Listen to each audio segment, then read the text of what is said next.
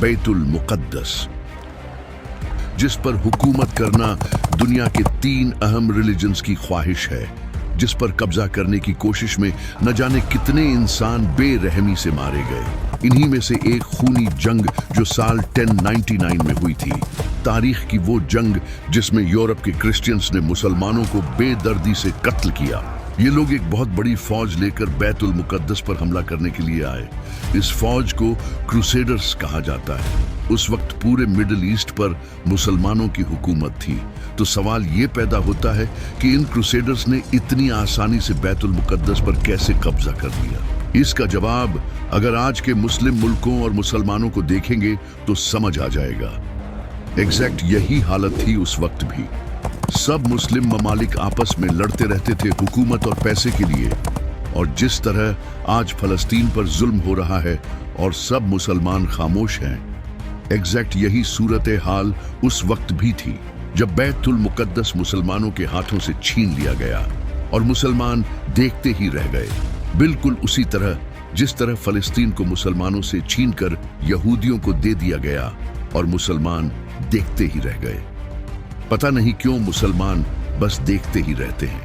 जो मर्जी करो, हम तो बस देखेंगे।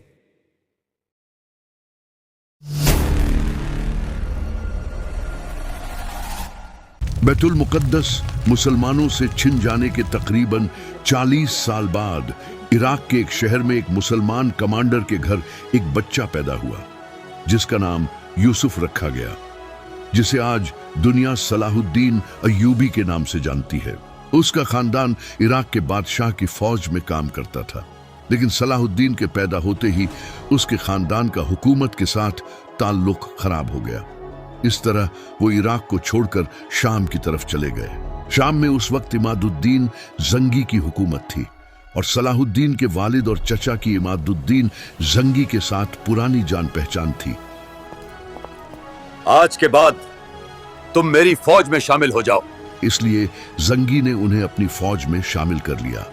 इमादुद्दीन जंगी की हमेशा से एक ख्वाहिश थी कि किसी तरह बैतुल मुकद्दस को क्रूसेडर्स के कब्जे से छुड़ाया जा सके।